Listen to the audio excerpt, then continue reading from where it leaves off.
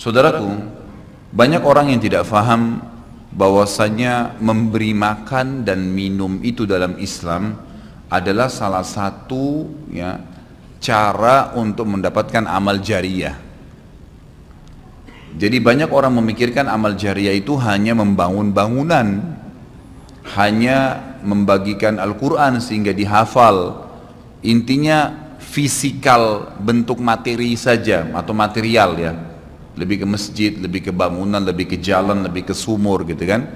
Padahal sebenarnya ada hal-hal lain yang bisa menjadi penyebab amal jariyah, di antaranya makanan dan minuman. Jadi hadis Nabi SAW yang sahih riwayat Imam Ahmad, ini rahasianya di hadis ini. Kata Nabi SAW, ma wudi'a ta'amun illa wada'allahu fihi barakah.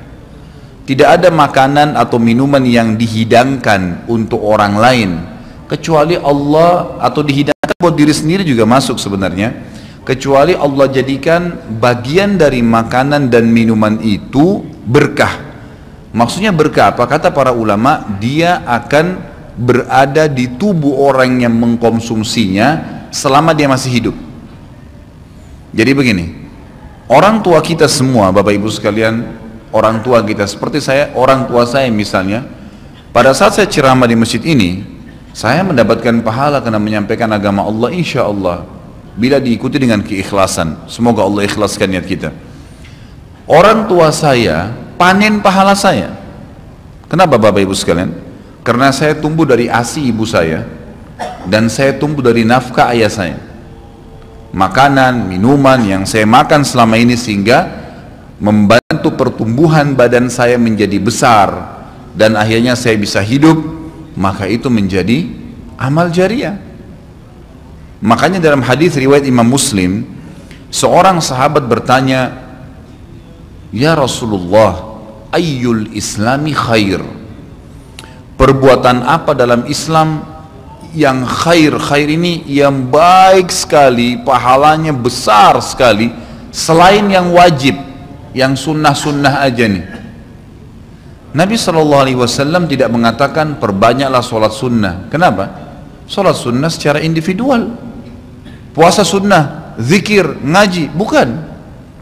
Karena orang ini mengatakan khair artinya yang banyak sekali pahalanya, banyak sekali manfaatnya, dan ringan, sunnah. Berarti orang lain bisa merasakan. Apa jawaban Nabi SAW? Tut'imut ta'am wa tusallimu ala man ta'rif wa man lam ta'rif. Engkau memberikan makan dan minum kepada orang yang kau kenal atau kau tidak kenal. Memberi makan umumnya. Dan engkau menyebarkan salam kepada orang muslim yang kau kenal atau kau tidak kenal. Tapi saksi bahasan kita potongan awal hadis ini, di mana Nabi SAW menjadikan amal yang paling baik, besar pahalanya dalam Islam ternyata memberi makan dan minum orang lain. Kok bisa? Bukankah dalam secara akal kita, kalau kita makan dan minum kan habis gitu kan? Ternyata yang dibuang oleh tubuh itu yang tidak dibutuhkan saja. Yang jadi, mohon maaf, air seni kita, air kencing dan buang air besar, jadi tinja itu yang tidak dibutuhkan oleh tubuh, tapi yang dibutuhkan diambil, diserat, gitu kan? Dia akan menjadi bagian daripada otot-otot, urat-urat yang memang membutuhkan pembaharuan, atau bahkan menjadi bagian daripada darah di tubuh kita dan seterusnya. Tubuh kita terdiri dari 75% air. Dan Allah SWT mengatakan dalam Al-Quran, a'udzubillahi minasyaitonirrajim, waja'alna minal ma'i kulli syai' hayy. Kami jadikan dengan air itu segala sesuatu bisa hidup. Dan memang seperti itu. Manusia bisa hidup dalam sebulan tidak makan, tapi manusia nggak bisa hidup kalau sebulan nggak minum. Bukan sebulan, seminggu nggak minum. Makanya para sahabat, beberapa riwayat menyebutkan seperti Abi Dzar radhiyallahu anhu, beliau mengatakan waktu beliau datang ke Mekah untuk mencari tahu berita tentang Nabi SAW, saking khawatirnya kalau beliau mengaku mau cari Nabi, karena semua orang yang datang dari luar Mekah mencari Nabi Muhammad SAW waktu zaman di Mekah itu digebukin atau dipukul. Dia dari suku Ghifar, dia khawatir. Maka dia bilang, karena khawatir saya ditahu orang asing, saya juga kalau beli nanti retorika bahasa saya berbeda, maka saya minum air Zam-Zam. dan selama beberapa hari dia tinggal di Mekah itu 2 minggu cari Nabi SAW, 2 minggu minum Zamzam nggak makan apa-apa dan bisa gitu kan minum air. Beberapa sahabat juga dalam riwayat Bukhari menjelaskan mereka pernah tinggal di Mekah selama sebulan tidak minum kecuali air Zamzam, bisa hidup. Apalagi memang Zamzam punya kelebihan ya. Zamzam itu kata Nabi SAW adalah makanan dan minuman yang menyehatkan dan mengenyangkan. Tapi intinya air gitu kan, intinya air. Fungsi air banyak sekali kan gitu. Tadi kalau kita masuk makanan dan minuman dulu, memberikan makan dan minum dalam Islam ini sangat besar pahalanya sebagaimana saya jelaskan dan termasuk amal jariah. Di dalam Islam ada beberapa kegiatan yang kita disuruh untuk memberikan makan dan minum orang, seperti misalnya membuka puasakan orang lain dengan minum dan makan dan dijanjikan pahala yang besar. Man fattara sha'iman kana lahu mithlu ajri sha'imin min ghairi an yanqus min ajri sha'imin syai'a. Siapa yang membuka puasakan orang lain, maka dia akan dapat pahala orang itu tanpa dikurangi sedikit pun dari pahala orang yang buka puasa tadi. Dan Umar bin Khattab radhiyallahu anhu pernah memanen pahalanya 1 kota Madinah di zaman khilafah beliau dengan air.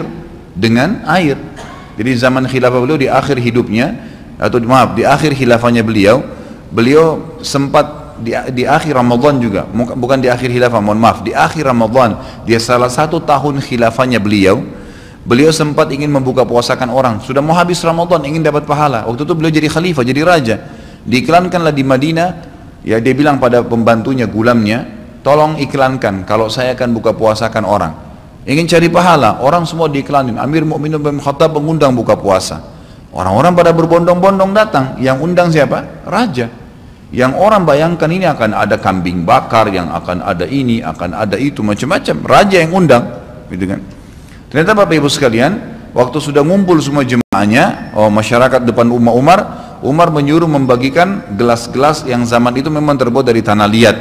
Kemudian dibagikan satu-satu dan disuruh antri di sumur, gitu kan. Karena memang mereka minumnya di sumur waktu itu, tidak ada sumber air yang lain, gitu kan. Mereka antri di sumur, lalu mereka ambil isi air masing-masing di sumur itu, antri kemudian sambil duduk. Setiap kali seseorang di antara mereka dituangkan air di gelasnya, mereka berkata, mungkin sebentar keluar kurmahnya, makanannya dan seterusnya. Begitu terdengar azan, kata Umar kepada pembantunya, sampaikan kepada seluruh muslimin, silakan berbuka puasa dengan air yang ada di tangan mereka. Maka dia pun mengatakan, silakan buka puasa, dan selesai segelas air ini, maka selesai buka puasanya Amir Mu'minin, gitu. Orang akhirnya bubar, tapi pada saat itu orang faham Umar bin Khattab ingin mencari pahala orang, gitu kan, ingin mencari pahala saja. Dan ini sudah saya tekankan, kalau menjelang Ramadan, Anda juga bisa ikuti pengajian saya di YouTube, ada judulnya Dahsyatnya Ramadan. Salah satunya itu kalau tiba Ramadan, ikhwah, maka maksimalkan waktu membuka puasakan orang. Apa susahnya membeli sedus air, ya, air mineral, berapa harganya? 20.000, 30.000, 20.000 rupiah kalau nggak salah ya. Air mineral gelas isinya berapa? 40 sekian. Baik, kalau kita bagiin di masjid, satu orang minum 1 gelas, kita dapat 48 pahala orang buka puasa.